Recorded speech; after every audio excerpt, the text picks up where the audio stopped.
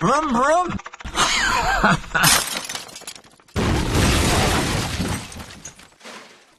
Right, Sunday we went to Prescott. It was a garden party, which is quite good because there's not millions of people there, and it was good. We set off in the Type 44, Susie's car. Susie was driving.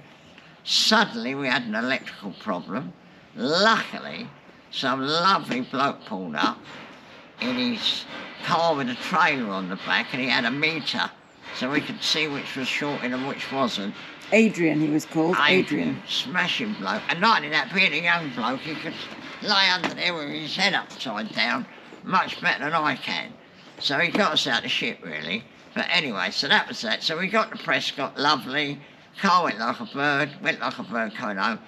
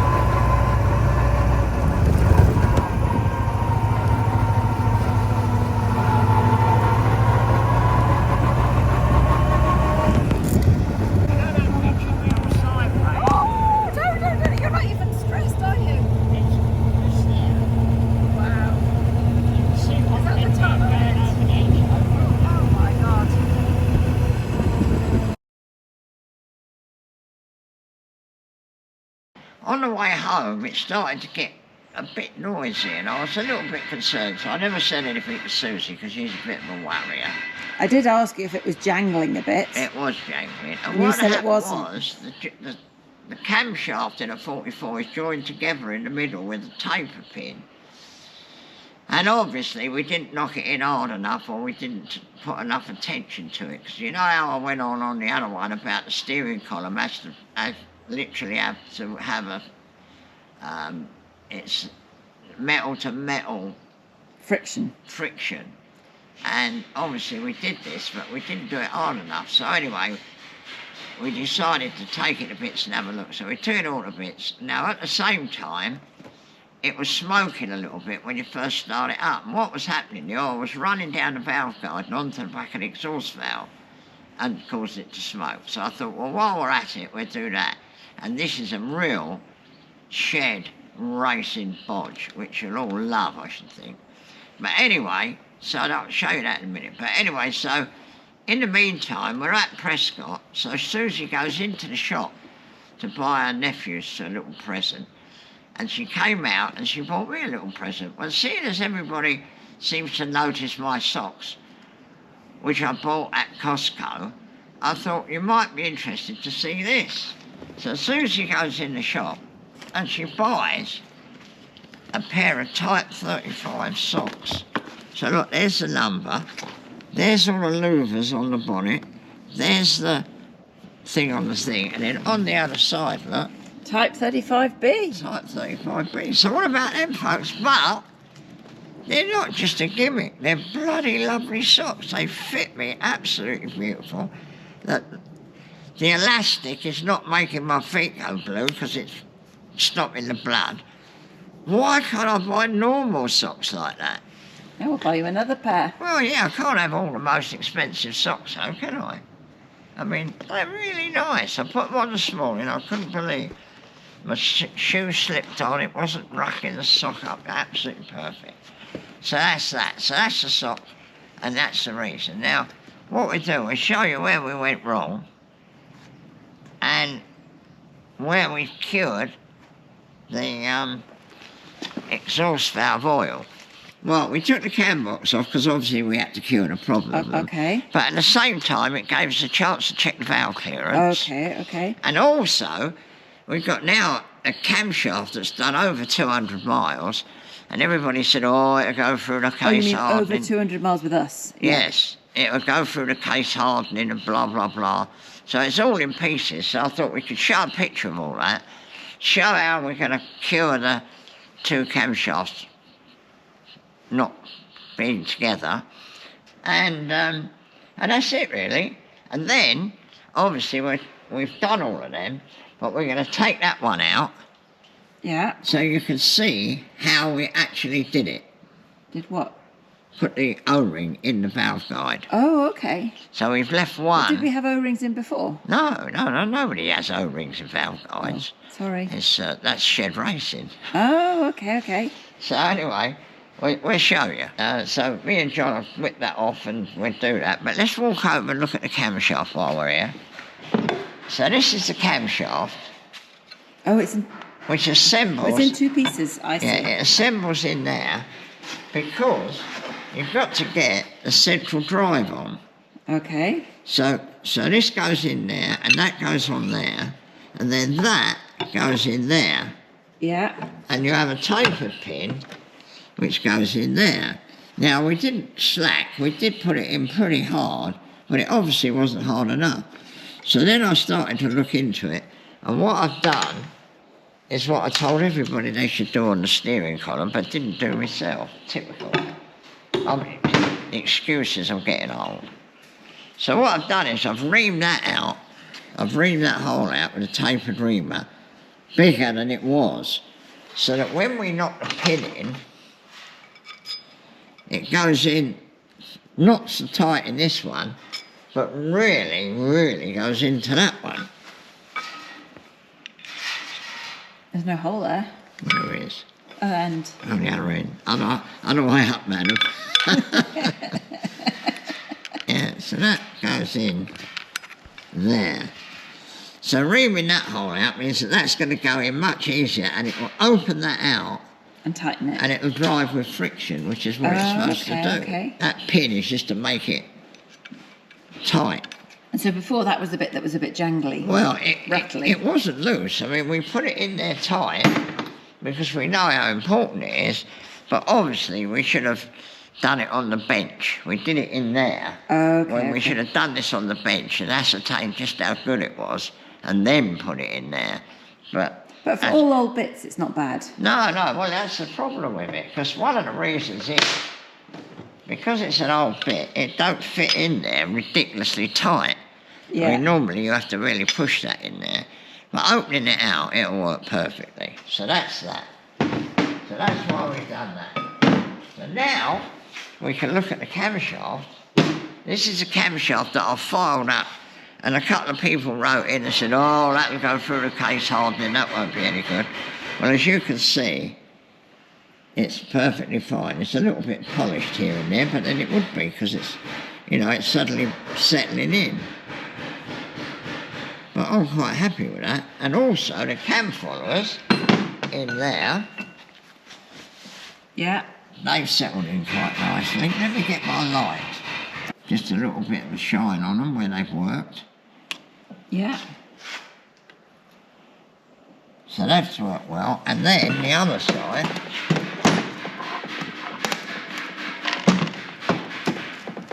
What happens is, when they get old, they wear, and that bit hits on the valve as it's pushing it down. So what I did was the diamond filer increased that radius in there and cleaned them up. But as you can see, they're all lovely. So that's going to work like a charm. The valve clearances hadn't changed much, but they changed a little bit, so, you know, we can correct that while we've got it to bits. So now, the next thing that happened, we decided that we're going to do the O-ring in the valve guide. So what we do... So that's the valve guide. That is an old one. This was the practice one. Okay. This is a practice valve. So what we do is, we use this tool, which you'll see in a minute is a miracle. So we use this tool to lift the tool's been bought or you made it? No, we bought that. We're not that clever. So we've left one to do. Wow. We did them all yesterday. Now, I wouldn't have believed this would work, but what happened was, years and years ago, we did an engine for an old bloke in France. And I said, your car needs new valve guides. And he said, oh, no, I don't want to fit them. Well, anyway, when we got it all back together, it was smoking like a loony. And I thought, well, that ain't going to do our reputation any good. Oh, it's just been to Ivan Dutton and had the engine rebuilt. He wouldn't say he had the engine rebuilt, but I was too mean to buy some valve guides. So anyway, we decided this is what we would do. Well, I decided this was what we were going to do. So we machined it and we put it in there. And it transformed it. I mean, the guides was really sloppy. So has that one got an O-ring in it, in that one? Yes, yeah, you can feel there's a resistance there. Oh. Years later, the car came back to us and it was owned by somebody else then and we had to do some work on it. And of course, one of the things I was keen to see was how the O-rings had been all right. Well, the car had done quite a lot of miles prior to us getting it back for the second time. And I tell you what, I got it out and I went like that and I couldn't believe it that the valve guide, the O-ring in there still had resistance. You know, I mean, you'd have thought in a few hundred miles it would have worn away.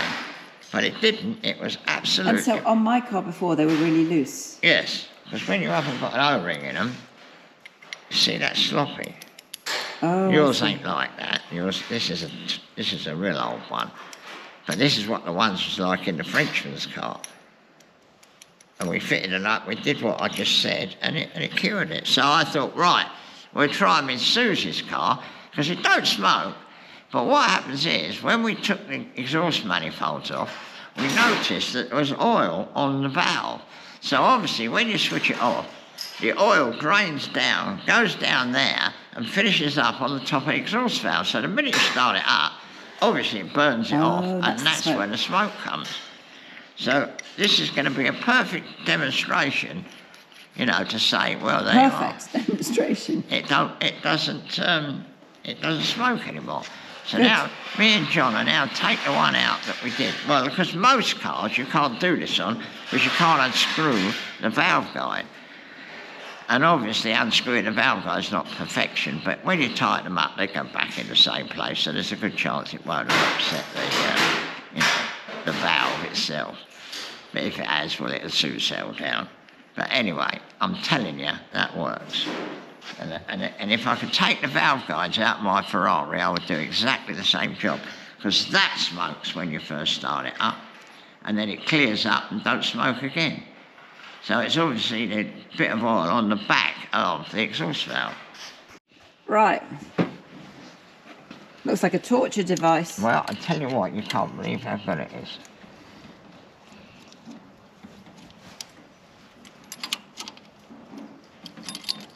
Like a corkscrew.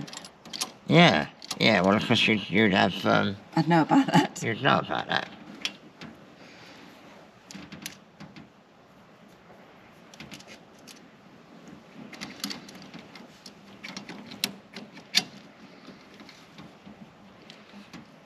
Can't imagine why I'm struggling there.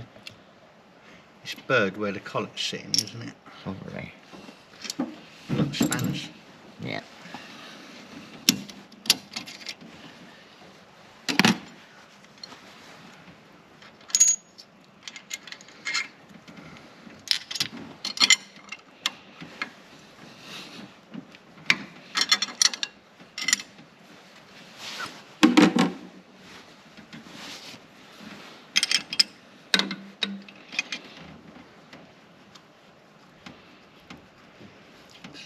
Not very warm, is it, boys? No, bloody summer. Obviously, John's holding the valve up with that, but we've got the piston. Oh. We've got the piston. Oh, that's holding the valve up there. Yeah, it's gone through the plug hole. Oh, I just drop it dropping down. Yeah. Dropping down. And also, of course, it's at top dead centre anyway. Right, so now John's going to take that away. This is the tool that John's made. Look, you can see it's just a little tiny nothing.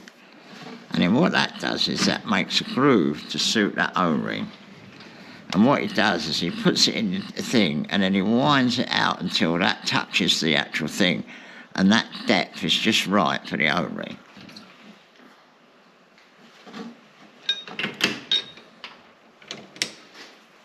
So we're going to put the groove in the middle of that hex, but obviously on the inside. Yeah. So what we do, we're just setting up a stop so that we can go like that and we know it's in the dead right place. Okay. And then we've got to get the height.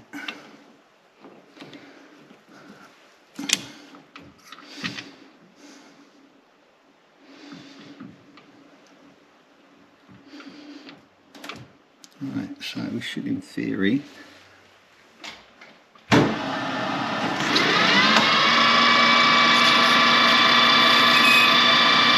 so that's just touching, and we'll zero that in, and we'll go in about 1.5 mil.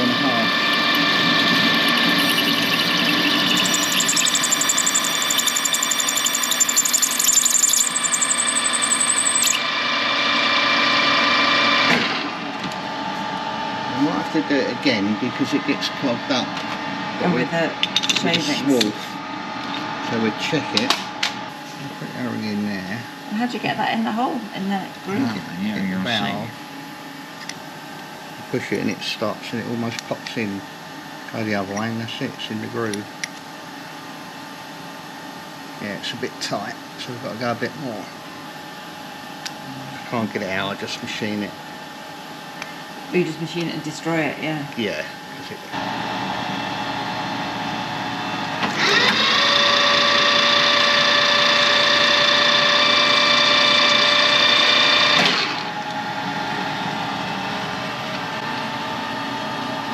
Check that again.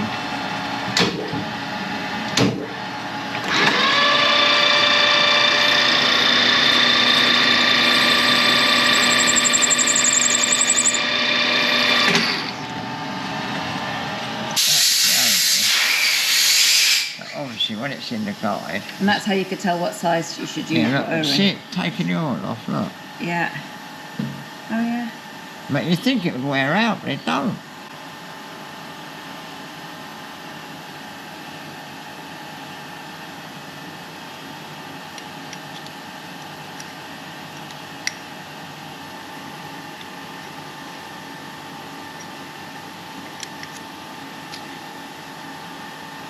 In? Yeah, look. Job done? Yeah, look. See the oil, look. See the oil. Yeah. You can smear it. It's wiping it clean, you see. Yeah. God, that is clever. So- Is that your thinking, Ivan? Well, I don't know where I got the idea from, but it was my idea. Great. But, you know, listen, I've seen so many things in my lifetime. Can't remember everything. Right, so now we screw that back. And when you put it back, I find turning it seems to work best. I think that definitely got a burr on that, John. It'll be on there, probably, won't it? Or will it? I don't know. So you don't want to cut the O-ring out. See, that went on lovely, and that went on lovely. Oh, so that's it. Yeah. So if John moves his thing out the way, I'll show you how it goes up and down. Yeah. So you can feel there's just a bit of resistance there. And before it was a lot looser. Oh yeah, it was. No O-ring, It's yeah. just There's loose. a gap. Blokes, when it initially starts. Because when you stop it, the oil sits there and it just runs down the guide into the... It runs down that little gap there. You can't believe it, but it does. And then when we had this off, we noticed that the oil was on the back of the And when barrel. Right, so see, so now that's all squeezed up. Yeah. And then you put that back on there. Yeah, that has got a burr on it. Just very fractional. Oh, You won't believe it, but all the others, we never had any of these problems. oh, there that's you go. it. Click. Right, so now this is the delicato bit.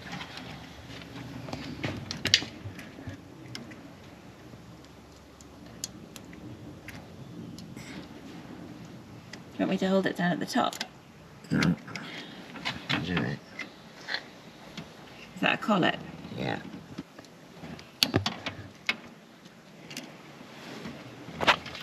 And then, hey presto, I think this was made for people doing valve seals. Okay. You know, a lot of modern cars, the seals get hard and they don't work. And I think someone designed and made that. So if you've got a Mercedes or something, you take the various things off and do what I've just done. But instead of putting an O-ring, you put a seal on the top. Okay. Whereas these are a bit difficult to find seals because they're quite big, the valves. And anyway, it didn't cost anything to do that, so another bargain. Right, so now I've got to assemble the cam box, set the valve time in, and then obviously put it all back together again, and then we'll get it going, and then we'll see whether we're clever or not. What it is, you have to knock that in. This is not holding the camshaft together, this is just putting the gear on. We've already done that. There, look, that's the one that joins the camshafts together. This one here. Yeah, but when this is not there, you can move that this way, and then what we do, we put this underneath to support it, so that when we're bashing it in, we're not bashing it against Because there's no pressure on the box. Yeah. So now I'm going to give this one a tap. That one there. That one's not so important because it's a proper, sort of like a bicycle cutter. So what you do, you lift that up like that, and then you put that in there. Oh, so that piece of metal supporting it. Yeah, see, so now I've got a nice support, and I'm not bashing on the whatever it is. But as I say, this is not so important. That one there, when we put that in, I was really hitting it. But this one, that'd be sufficient. And then we turn it round, and we put the nut on. Oh, I see, and that fits in there. Yeah. Oh, there's the nut.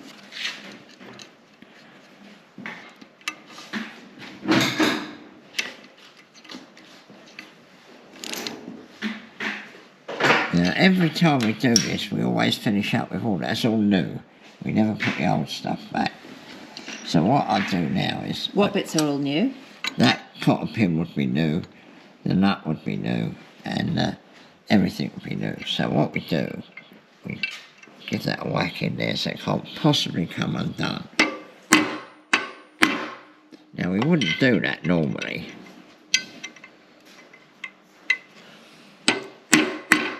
But once that is hidden in here, we shall see, that all comes this way. There's a bit of a balance in that because you've got to try and get all the bearings lined up.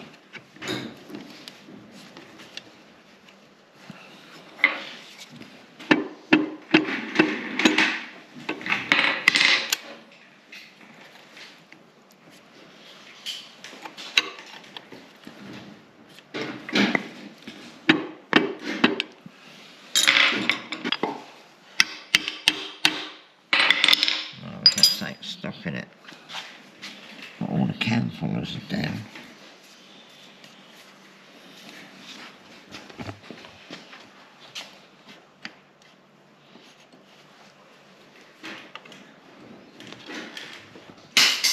Oh, silly me. Oh, I didn't know you made mistakes. Oh, well, they are. It's just getting old. You'd have done that when I was young.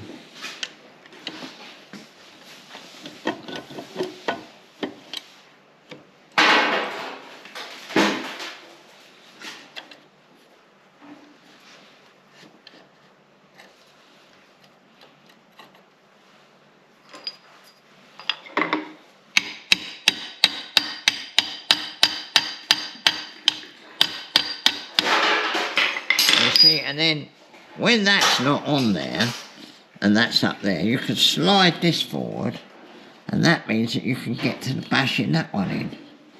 But obviously, again, you support it on that bit of alley, so you're not bashing it against the cam box. Okay, yeah. So that is really in there, there's no question about that, and so is that one now. But that one never comes loose, it's that one that gives trouble.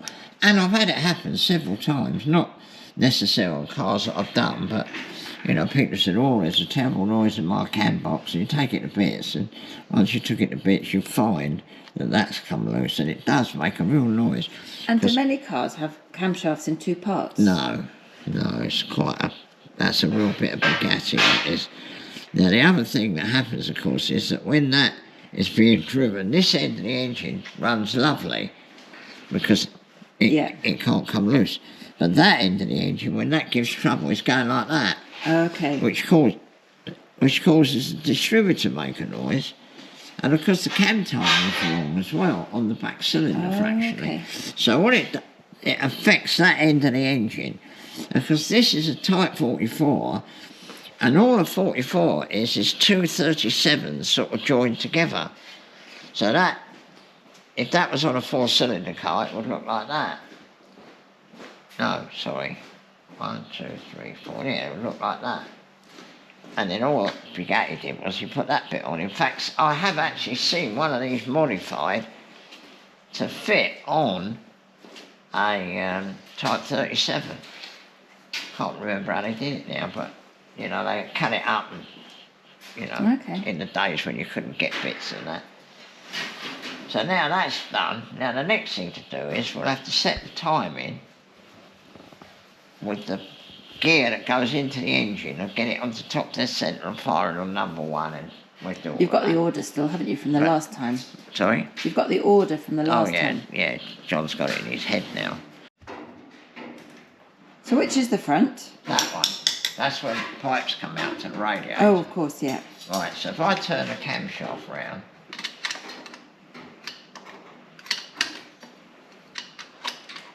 that's a fact, better go that way. Right, now if you look at the cam tools, you see them. Right, now that's called on the back of the cam.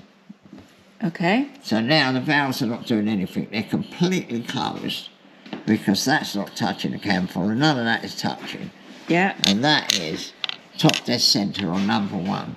It's just about to go bang, or it might have even have gone bang a little bit. So that's what that is. So all you've got to do now is you get the engine on top dead centre, and then we've got the gear that goes in there.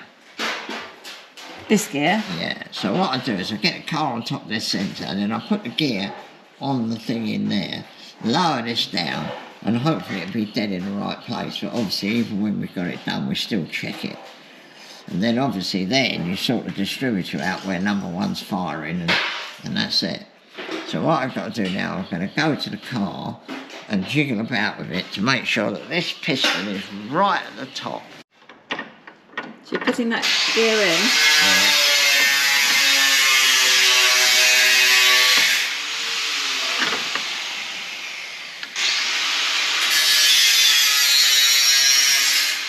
That's it. So now I've put the cam box on, and then obviously that will be dead in the right place because it's at top dead centre on number 1 piston. Yeah. That is where it is.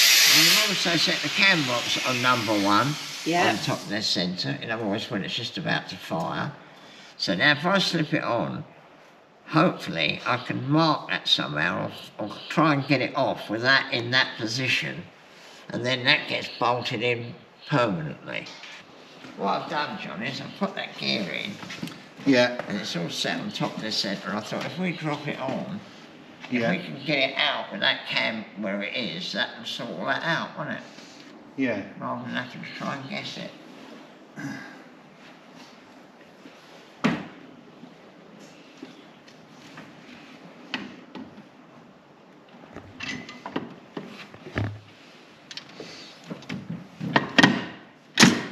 That's it. That's a tooth out. Yeah, I'd say it's a tooth out.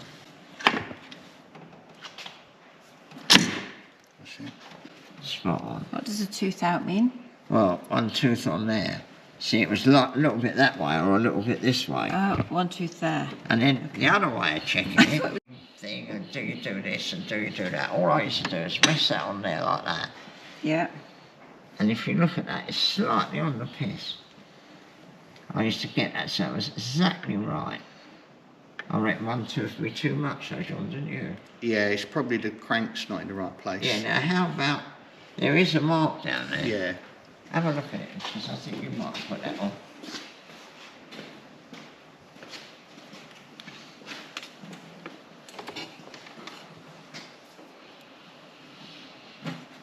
What we do, we'll rock it. Yeah, it's about there. There. If we rock it and get that dead square, we can see. I think it ended up being a bit like that, didn't it? Let's just rock it. Just rock it backwards and forwards or just get that dead. Oh, not too much. Forward a bit. Just a tap. That's it. I reckon that's dead. That is dead square now. If you look at the face of there and the face of there, that'd be dead square. And how's it look down there, John? Yeah, it's a tiny bit, but it was always a tiny bit. So you reckon I that? don't think this gear was put on, you know, that gear was funny, wasn't it? Yeah, so you reckon that's Dog it? drive, yeah. Well, look, the marks line up there where I marked it last time. Oh, yeah. And then those roughly line up. Yeah, and that is how I used to do the timing on my 35B that they had to ban because it was too fast. Oh, well done. That's exactly as we used to do it. And I told somebody in the Bugatti Owners Club how to do it, and he rang me up and said, oh, miracle, it's changed the car completely. Just rocking. If you put a car engine on a dyno and you had it just rocking, you can move it a fraction one way or a fraction the other way, and it makes a difference. But you've got to have a dyno to tell. Hang on, John, we're going to lift that off and kick. Hold it. Ah, well done. Yeah, just leave it that way.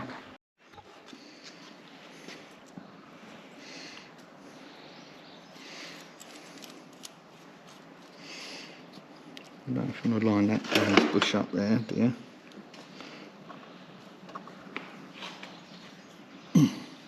Where does that line up? Well, I think it lines up with this notch there, doesn't it? Oh, I see. So, well, look, you've got a notch the other side, actually. I think there's two of these as well.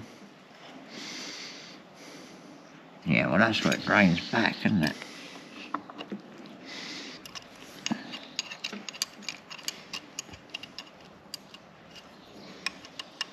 Typical castellated nut.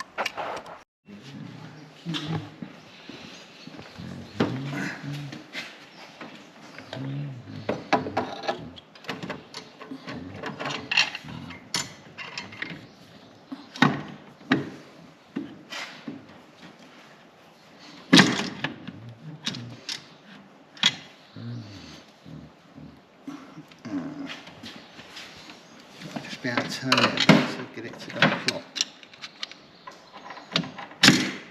Yeah, see, that's about right.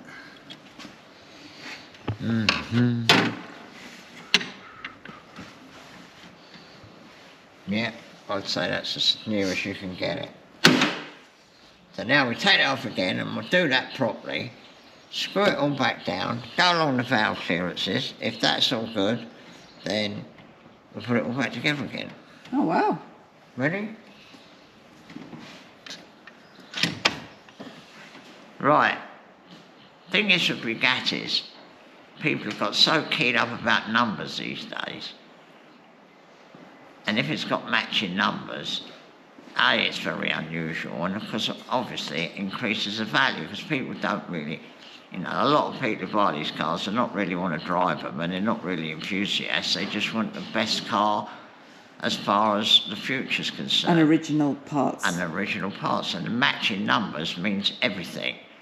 So, you know, I'm not a great believer in that, but, you know, if you're a lovely girl and you've got lovely legs, you might as well flaunt them, and this car's got matching numbers, so we might as well flaunt it. Okay, and what's the number? What did you say, Right, if you look on 25? there, Susie, it's 25. Okay, that's upside down. Let me just do it this way. Oh, yeah, that's 25.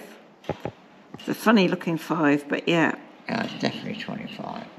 What it is, they've got a wiggle on them. Yeah. It's like a Bugatti number, which is quite good, really, because, you know. And then it's got the same number down here, has And it? if you look, now this was fitted afterwards, I think, Yeah. but you can see, without a doubt, that that is a 25. Oh, yeah. Fantastic. So, you know, the engine's 25, the cam box is 25, Yeah. and, you know, all the bits on this engine that would have had numbers. Would have been number 25. Would be number 25. Right, we're doing the valve clearance now, because in theory it should be all right, but obviously it's worth checking, seeing as we've had it all the bits.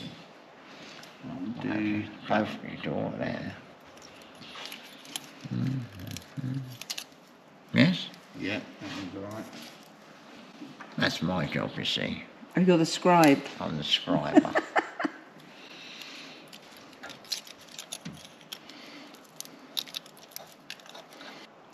Yeah. Yeah. Yeah, perfect. Right, so if we move the car a bit, shall we? Get in gear.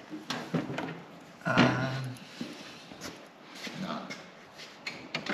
It is now. Right, we go towards you, Susie. Okay.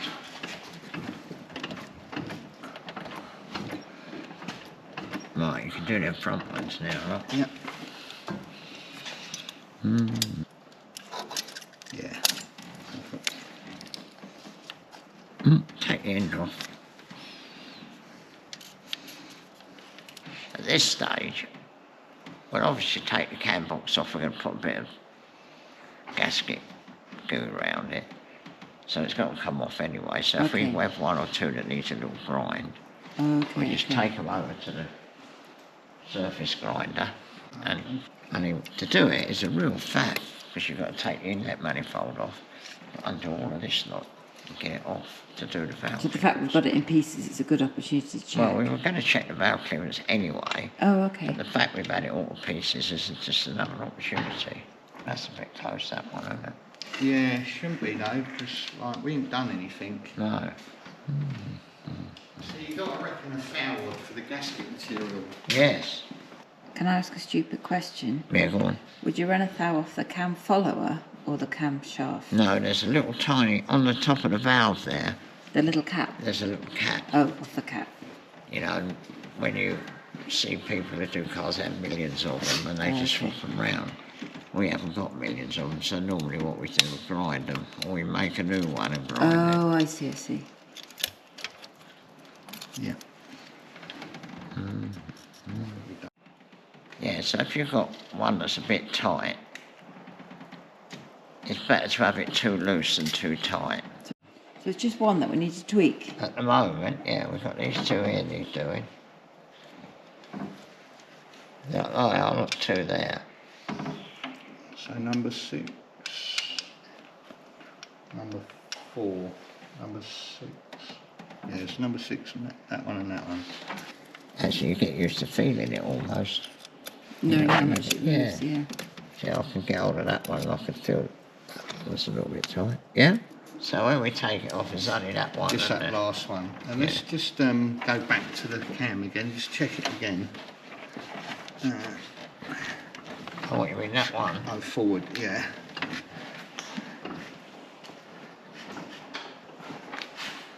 Because it had clearance and I did take the amount off it, you know. And just make sure the tappet's gone onto the valve top properly. Yeah. Still feel tight? Oh, yeah. Yeah, definitely that's tight. Yeah, it's 4 pound that is. I'll take another 4. And on average, they're 8 to 10. Between 8 and 10 for the, no, 6 and 8 for inlet and 8 and 10 for exhaust. So really, you can take that off. I'll grind that a little bit and you can glue it Finally on. fit it, yeah. What do you normally say at the end of the video? Well, what happened with the one with the Ferrari? With Bruce? It's double the number of people looking. Why is that? Was it Bruce? Or was it me? I don't know. But don't forget to subscribe and the thumbs up.